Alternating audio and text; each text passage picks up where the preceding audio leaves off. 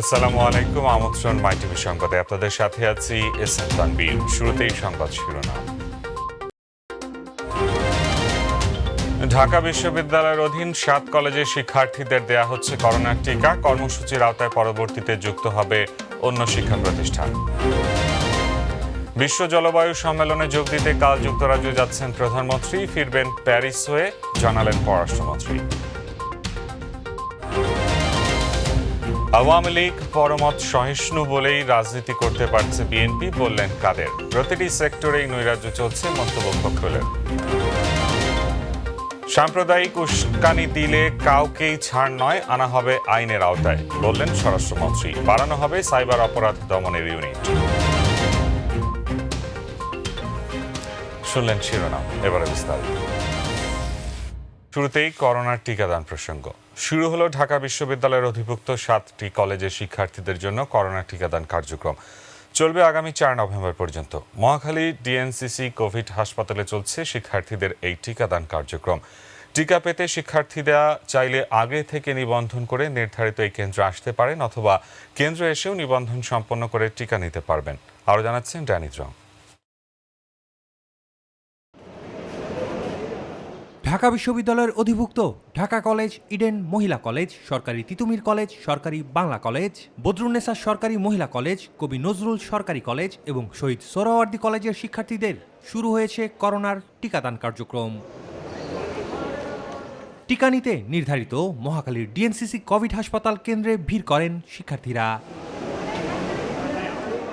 এদের মধ্যে অনেকেই আগে নিবন্ধন করেছেন, আর যারা করেননি তারা কেন্দ্রে এসে নিবন্ধন সম্পন্ন করেন। তারপর দেয়া হয় করোনার টিকা। রেজিস্ট্রেশনের জন্য এখানে তথ্য কেন্দ্র আছে, এখানে যাওয়ার পর বললাম যে আমার রেজিস্ট্রেশন করা হয়নি, মানে রেজিস্ট্রেশন করতে গেলে ডিএনসিসি হসপিটালের নামটা আসে না আর কি। তার জন্য ভাবলাম যে এখানে এসে সেটাই করি। যে বার্থ সার্টিফিকেটে আমার কোনো অস্তিত্ব খুঁজে পেতেছে না আর কি।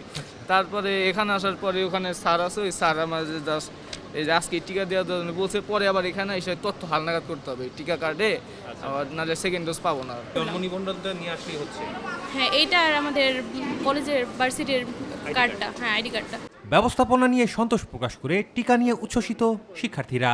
কোনো প্রবলেম নেই, শান্তিপূর্ণভাবেই হচ্ছে। অনার্স 4th ইয়ারে পড়াশোনা করি, তো গতকালকে হুট করেই মনে হলো যে না, দেওয়া দরকার, কারণ এটা সরকার যেহেতু আমাদের জন্য একটা ভালো একটা পদক্ষেপ নিয়েছে সবার জন্য, সেক্ষেত্রে হ্যাঁ শিক্ষার্থীদের জন্য বিশেষ করে, তো এই কারণে আমি এটা নিয়েছি আজকে। একটু ভয় তো লাগছিলই প্রথম, তো আমাদের তো আসলে বার্থ সার্টিফিকেট দিয়ে নিছি, রেজিস্ট্রেশন তো করতে পারিনি। হ্যাঁ জি জি, অনেকেই দিয়ে ফেলছে, আবার অনেকেই দেয়নি। আজকে শনিবার তো, আর অনেকেই জানা ছিল না, এই জন্য হয়তো একটু লেট হচ্ছে, তবে আসবে, আস্তে আস্তে হয়তো আসবে। 4 নভেম্বর পর্যন্ত চলবে ঢাকা বিশ্ববিদ্যালয়ের অধিভুক্ত 7 কলেজের শিক্ষার্থীদের এই টিকা কার্যক্রম। আর 1 নভেম্বর শুরু হবে 12 থেকে 17 বছর বয়সী শিক্ষার্থীদের জন্য টিকাদান কার্যক্রম। ড্যানি রং, মাই টিভি, ঢাকা। প্রধানমন্ত্রীর বিদেশ সফর প্রসঙ্গ। প্রধানমন্ত্রী শেখ হাসিনা 26তম বিশ্ব জলবায়ু সম্মেলন COP26 অংশ নিতে কাল সকাল 9টায় যুক্তরাজ্যের উদ্দেশ্যে ঢাকা ত্যাগ করবেন। পররাষ্ট্রমন্ত্রী ডক্টর এ কে আব্দুল মোমেন পররাষ্ট্র মন্ত্রণালয়ের সংবাদ সম্মেলনে একথা জানান। তিনি জানান, প্রধানমন্ত্রী গ্লাসগোতে 1 থেকে 3 নভেম্বর পর্যন্ত COP26 এর উচ্চ পর্যায়ের সভায় অংশ নেবেন। সেখানে 48তম ক্লাইমেট ভালনারেবল ফোরামের সভাপতি হিসেবে যোগ দেবেন। আগামী 1 নভেম্বর প্রধানমন্ত্রী সম্মেলনে ভাষণ দেবেন। গ্লাসগো থেকে লন্ডন আসবেন প্রধানমন্ত্রী শেখ হাসিনা। লন্ডনে যুক্তরাজ্যে প্রধানমন্ত্রীর সঙ্গে দ্বিপক্ষীয় বৈঠক অনুষ্ঠিত হবে। লন্ডন থেকে ফেরার পথে প্রধানমন্ত্রী শেখ হাসিনা প্যারিস যাবেন। সেখানে তিনি 11 November Bangabandhu Sheikh Mujibur Rahman creative award in economics পুরস্কার গ্রহণ করবেন। যে 31শে অক্টোবর থেকে 12ই নভেম্বর যুক্তরাজ্যের গ্লাসগোতে জাতিসংঘের framework convention on climate change UNFCCCর কনফারেন্স অফ পার্টিজের 26তম বার্ষিক অধিবেশন অনুষ্ঠিত হতে যাচ্ছে। উক্ত সম্মেলনের অংশ হিসাবে শীর্ষ বৈঠক সহ অন্যান্য শীর্ষ পর্যায়ের বিভিন্ন অনুষ্ঠানে যোগ দিতে মাননীয় প্রধানমন্ত্রী শেখ হাসিনার নেতৃত্বে বাংলাদেশ প্রতিনিধি দল আগামীকাল গ্লাসগোর উদ্দেশ্যে রওনা হচ্ছেন। মাননীয় প্রধানমন্ত্রী 1 এবং 2 নভেম্বরে উক্ত সম্মেলনে শীর্ষ বৈঠক সহ আরও বিভিন্ন গুরুত্বপূর্ণ শীর্ষ পর্যায়ের বৈঠকে অংশগ্রহণ করবেন। এবার রাজনৈতিক প্রসঙ্গ। বিএনপি আন্দোলন ও নির্বাচনে ব্যর্থ হয়ে এখন সাম্প্রদায়িক শক্তিকে দেশ ও সরকারের বিরুদ্ধে উস্কানি দিচ্ছে বলে মন্তব্য করেছেন আওয়ামী লীগের সাধারণ সম্পাদক সড়ক পরিবহন ও সেতু মন্ত্রী ওবায়দুল কাদের। সকালে নিজ বাসভবনে ব্রিফিংকালে তিনি মন্তব্য করেন। ওবায়দুল কাদের বলেন, আওয়ামী লীগ পরমত সহিষ্ণু বলেই বিএনপি এখনও রাজনীতি করতে পারছে। সরকারের পায়ের নিচে নাকি মাটি নেই, বিএনপি নেতারা গত এক যুগ ধরে বলে আসছে উল্লেখ করে ওবায়দুল কাদের বলেন, প্রকৃতপক্ষে নেতিবাচক ও ষড়যন্ত্রের রাজনীতির জন্য বিএনপির পায়ের নিচে মাটি নেই, তাই তারা শিকড় থেকে বিচ্ছিন্ন এবং নির্বাচন বিমুখ। 15 ফেব্রুয়ারির ভোটারবিহীন নির্বাচনের মাধ্যমে বিএনপি গণতন্ত্রকে বঙ্গোপসাগরে ফেলতে চেয়েছিল। 1.25 কোটি ভুয়া ভোটার সৃষ্টি করে তারাই গণতন্ত্রকে ধূলিসাৎ করতে চেয়েছিল। এমনকি সংবিধান থেকে গণতন্ত্র, গণতান্ত্রিক মূল্যবোধের মূলোৎপাটনও করেছে বিএনপি। দেশের প্রতিটি সেক্টরে নৈরাজ্য চলছে বলে অভিযোগ করেছেন বিএনপি মহাসচিব মির্জা ফখরুল ইসলাম আলমগীর। আর দলের জ্যেষ্ঠ নেতা ডক্টর খন্দকার মোশাররফ হোসেন বলেছেন, সরকার জনগণের ভোটে নির্বাচিত নয় বলেই দায়বদ্ধতা কম। বাংলাদেশকে বিশ্বের কাছে সাম্প্রদায়িক দেশ হিসেবে প্রমাণ করে আওয়ামী লীগ আবারও ক্ষমতায় থাকার ষড়যন্ত্র করছে বলে অভিযোগ বিএনপির নেতাদের। রাজধানীতে আলাদা কর্মসূচিতে তারা এসব অভিযোগ করেন। মাহবুব সৈকতের রিপোর্ট।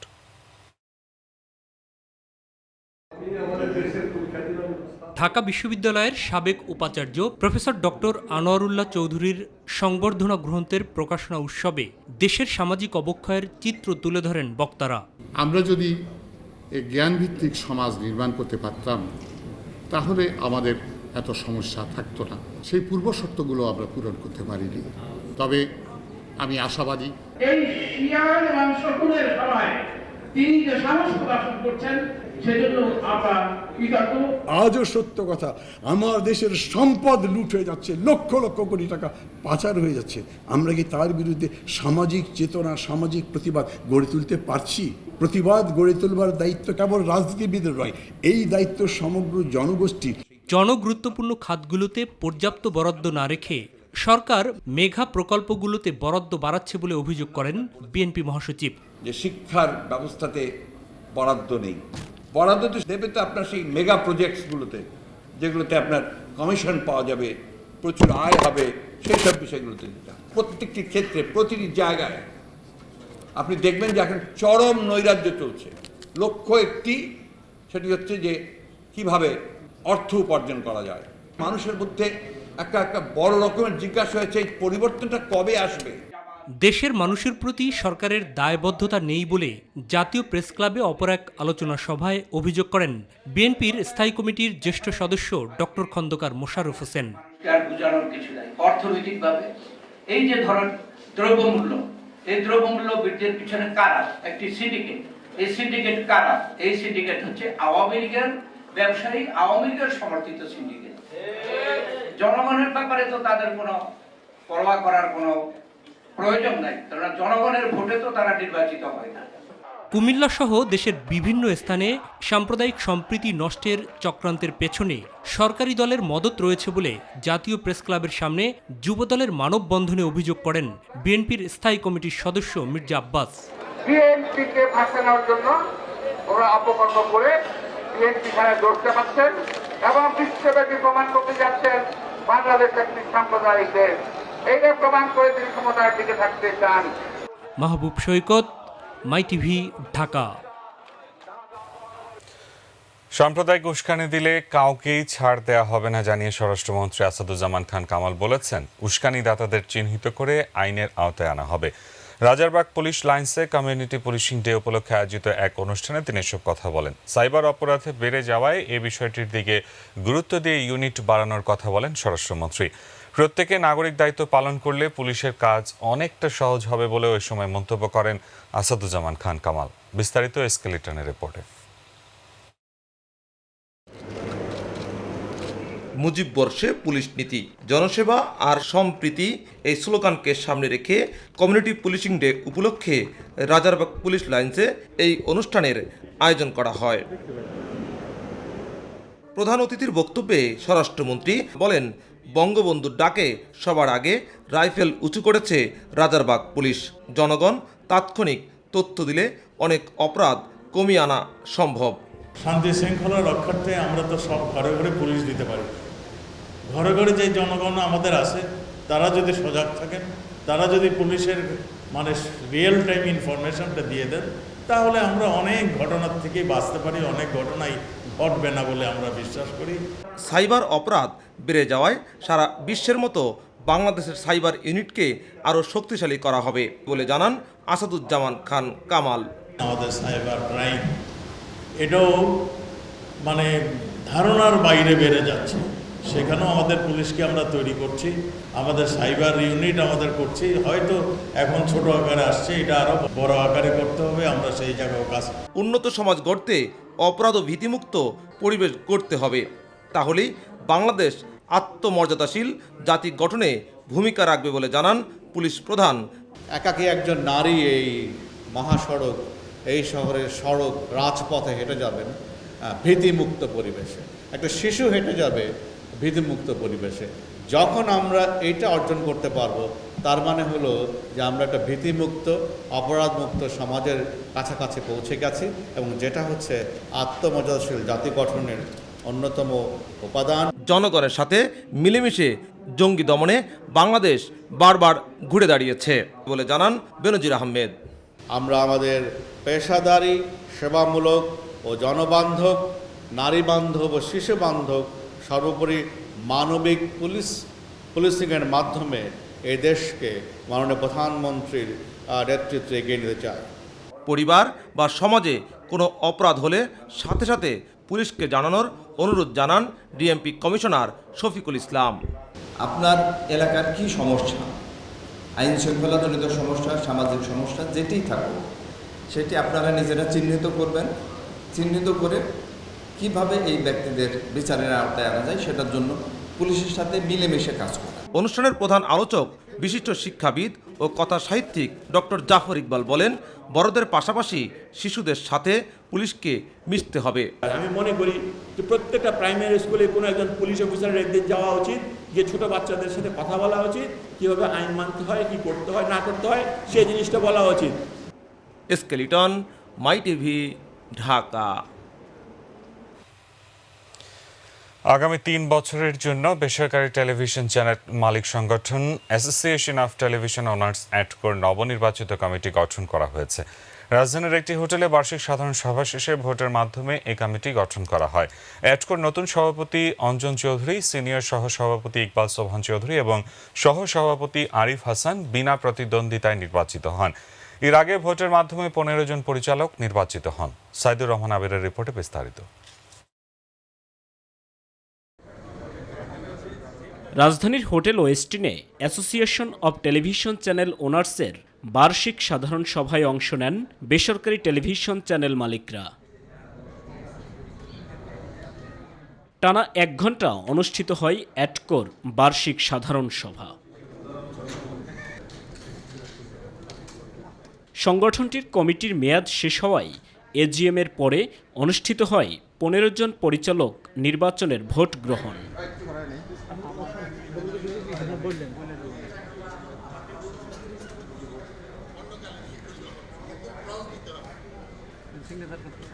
ভোট গ্রহণের ফলাফল ঘোষণা করেন নির্বাচন কমিশন। এখানে 19 জন প্রার্থী ছিলেন, সেখানে 15 জন পরিচালক পদে নির্বাচিত হয়েছে এবং আমরা ইলেকশন বোর্ডের তরফ থেকে সকলকে আরেকবার অভিনন্দন জানাচ্ছি। 15 জন পরিচালক সহ সর্বসম্মতিক্রমে বিনা প্রতিদ্বন্দ্বিতায় অ্যাডকোর সভাপতি, সিনিয়র সহসভাপতি এবং সহসভাপতি নির্বাচিত হন। এই 3 জন যারা জমা দিয়েছেন তারাই এখানে উইদাউট কন্টেস্ট ওনারা জয়ী হয়েছেন। সভাপতি হয়েছেন তিনি হচ্ছেন mister Anjan Chowdhury. Senior vice president পদে যিনি কন্টেস্ট করেছেন মিস্টার ইকবাল সোবহান চৌধুরী এবং মিস্টার আরিফ হাসান দেশ টেলিভিশন লিমিটেড, দেশ টিভি থেকে, উনি ভাইস প্রেসিডেন্ট সহসভাপতি হিসাবে নির্বাচিত হয়েছেন। সংগঠন নিয়ে ভবিষ্যৎ পরিকল্পনা তুলে ধরেন পুনরায় নির্বাচিত সভাপতি অঞ্জন চৌধুরী। আর এখানে অন্যান্য যারা আমার সহকর্মীরা রয়েছেন আমাদের এই নতুন ইস্যুতে আমি সবার কাছ থেকে সহযোগিতা চাই, পরামর্শ চাই, যেন আমরা শুধু নিজেদের চ্যানেল না, এই অ্যাডকোকে নিয়ে আমরা যেন গর্ব করতে পারি। আমরা যেন শুধু নিজেদের চ্যানেলকে নিয়ে চিন্তা না করি, অ্যাডকোকে কীভাবে এগিয়ে নিয়ে যাওয়া যায় সেই বিষয়ে যেন আমরা সদা চেষ্টা থাকি, এবং আমরা যেন নিজেদেরকে গর্বিত করার সাথে সাথে আমাদের অ্যাসোসিয়েশনকে অ্যাজ ওয়েল এজ আমাদের দেশকে যেন গর্বিত করতে পারি। সংগঠন এবং গণমাধ্যম এগিয়ে নিতে সকলের সহযোগিতা চাইলেন অ্যাডকোর নবনির্বাচিত কমিটি। সাইদুর রহমান আবির, মাইটিভি, ঢাকা। এবার অন্যান্য প্রসঙ্গ। টাঙ্গাইলের ঘাটাইলে একটি বাসা থেকে শাশুড়ি জমেলা বেওয়া ও ছেলের বউ সুমি আক্তার ও তার পরকীয় প্রেমিক শাহজালালের লাশ উদ্ধার করা হয়েছে। আজ শনিবার সকালে উপজেলার দিগর ইউনিয়নের কাশতলা খামারপাড়া এলাকার নিজ বাসা থেকে তাদের লাশ উদ্ধার করা হয়। এ সময় আহত অবস্থায় সুমি আক্তারের 2 বছরের এক শিশু সাফিকে উদ্ধার করে টাঙ্গাইল জেনারেল হাসপাতালে ভর্তি করা হয়েছে। তার অবস্থা আশঙ্কাজনক। নিহতরা হলেন কাশতলা গ্রামের হজরত আলীর স্ত্রী জমেলা বেগম, ছেলের বউ সুমি আক্তার ও তার পরকীয়া প্রেমিক কালিহাতী উপজেলার সাতুটিয়া গ্রামের শাহজালাল। ঘাটাইল থানার ওসি আজহারুল ইসলাম সরকার জানান, প্রাথমিকভাবে ধারণা করা হচ্ছে প্রেম ঘটিত কারণে এই হত্যাকাণ্ড। তদন্ত চলছে, পরে হত্যাকাণ্ডের আসল রহস্য জানা যাবে। উদ্ধারকারী জাহাজ হামজার সাথে চতুর্থ দিনের শুরুতে উদ্ধার অভিযানে যোগ দিয়েছে উদ্ধারকারী জাহাজ রুস্তম। সকাল 8টায় মানিকগঞ্জের পাটুরিয়া 5 নম্বর ফেরিঘাটে ডুবে যাওয়া যানবাহনের উদ্ধারে নতুন করে যোগ হয় উদ্ধারকারী জাহাজ রুস্তম। বাংলাদেশ অভ্যন্তরীণ নৌ পরিবহন অথরিটি আরিচা কার্যালয়ের যুগ্ম পরিচালক কমান্ডার মোহাম্মদ সারওয়ার হোসেন বিষয়টি নিশ্চিত করেছেন। তিনি জানান, এ পর্যন্ত 12টি যানবাহন ও একটি মোটরসাইকেল উদ্ধার করা হয়েছে। বাকি যানবাহনগুলো উদ্ধারে কাজ চলছে।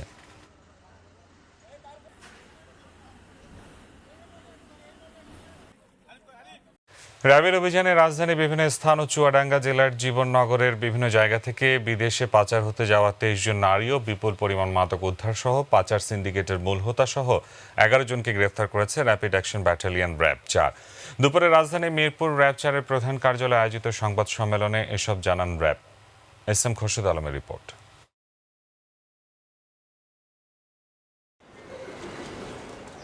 র্যাব 4-এর অভিযানে উদ্ধার হওয়া নারী ভিকটিম ও গ্রেপ্তারকৃতদের বিষয়ে দেশবাসীদের জানাতে সংবাদ সম্মেলনের আয়োজন করে র্যাপিড অ্যাকশন ব্যাটালিয়ন র্যাব 4। এ সময় বিভিন্ন লোভনীয় ফাঁদে পড়ে পাচার হয়ে যাওয়া ভিকটিমের অভিভাবকরা কথা বলেন সাংবাদিকদের সাথে। আমার মেয়ে আগে গার্মেন্টসে চাকরি করত, পরে ডিজে কামরুল তাকে নিয়ে তার ড্যান্স অফিসে নাচ শেখানোর জন্য ভর্তি করে। দিনের রাতের প্রোগ্রাম হওয়ার কথা, আর 2-3 দিন বেড়ায় আইলো, এই কথা কয়ে সেটা নিয়ে যায়। মালিকের বাগানে কাজ করব এবং একটা বিষাক্ত কাজে নেওয়া হয়েছে তাকে, কিন্তু সেই কাজে নেওয়া হয় তারা বলতেছে আমাদের কথা না শুনলে তোদের কারেন্টে হিট দেবো এবং তোদেরকে পঙ্গু পাঠিয়ে দেবো। কিভাবে পাচারকারী ফাঁদে পড়লেন তার বিস্তারিত জানালেন পাচার হওয়ার সময় উদ্ধারকৃত নারী ভিকটিমরা। উত্তরবাড্ডা ডিজে কামরুল নামে একটা লোকের সাথে পরিচয় হয়, তার মাধ্যমে তার ক্লাবে গিয়ে কিছুদিন আমি ভালো পারফরমেন্স ডান্সের প্র্যাকটিস করি। প্র্যাকটিস করার কিছুদিন পরে আমার পারফরমেন্স ভালো দেখে সে আমাকে একটা অফার করেছে, বাইরের কান্ট্রিতে গিয়ে তুমি আরও ভালো পারফরমেন্স করতে পারবা। সো আমি প্রথমে রিজেক্ট করে দিই। সো অবশেষে আমার ব্রেনটা কেমনভাবে ওয়াশ করানো হয়, সো দ্যাট আমি যাওয়ার পরে পুরো রাজি হয়ে যাই ওখানে। ইমরান ভাইয়ের মাধ্যমে আমি সৌদি আরব গেছিলাম, কিন্তু সে আমার অনেক একটা কষ্টের একটা জায়গায় দেয়, কিন্তু আমার ওই জায়গায় খানা পিনা কিছুই দেয় না, আমার অনেক মারধর করে। র্যাব 4-এর অভিযানে উদ্ধার হওয়া নারী ভিকটিম ও গ্রেপ্তারকৃতদের বিষয়ে বিস্তারিত জানান র্যাবের মুখপাত্র খন্দকার আল মঈন। আমরা ঢাকার বিভিন্ন জায়গা থেকে, খিলক্ষেত, উত্তরা বা মিরপুরের বিভিন্ন এলাকা থেকে 3 থেকে 4টি সেফ হাউস থেকে আমরা 23 জন ভিকটিমকে উদ্ধার করতে সক্ষম হই। একইভাবে পার্শ্ববর্তী দেশে পাচারকালীন সময়ে চুয়াডাঙ্গা থেকে আমরা কিন্তু একজনকে গতকালকে রাতে যিনি পাচার হয়ে যাচ্ছিল তাকে কিন্তু আমরা উদ্ধার করতে সক্ষম হই এবং ওই পাচারের সাথে জড়িতদেরও আমরা গ্রেফতার করতে সক্ষম হই। পাচার হয়ে যাওয়া যে কোনো বিষয়ে র্যাবের কাছে তথ্য জানানোর জন্য সবার কাছে অনুরোধ জানান র্যাবের এই কর্মকর্তা। র্যাব নারী পাচার বা মানব পাচার নিয়ে আপনাদের সহযোগিতা নিয়ে কিন্তু নিয়মিত কাজ করে যাচ্ছে এবং আমরা কিন্তু অত্যন্ত গুরুত্বের সাথে যারা পাচারিত হচ্ছে এবং যারা এই পাচারের সাথে জড়িত তাদেরকে গ্রেফতারে কিন্তু আমরা সর্বদা কাজ করে যাচ্ছি। এস এম খোরশেদ আলম, মাই টিভি, ঢাকা। বঙ্গবন্ধু আন্তর্জাতিক সম্মেলন কেন্দ্রে বাংলাদেশ ইনস্টিটিউট অব প্ল্যানার্স আয়োজিত international conference on urban and regional planning 2021 উদ্বোধন করা হয়েছে। উদ্বোধন করেন স্থানীয় সরকার মন্ত্রী মোহাম্মদ তাজুল ইসলাম। তিনি বলেন, পরিকল্পিত দেশ গঠনে সরকার পৌরসভা সহ সংশ্লিষ্ট প্রতিষ্ঠানে পরিকল্পনাবিদ নিয়োগের চিন্তাভাবনা করছে। পরিকল্পিত উন্নয়নের জন্য পরিকল্পিত দেশ প্রয়োজন। এক্ষেত্রে পরিকল্পনাবিদদের অংশগ্রহণ খুবই জরুরি বলেও জানান স্থানীয় সরকার পল্লী উন্নয়ন ও সমবায় মন্ত্রী।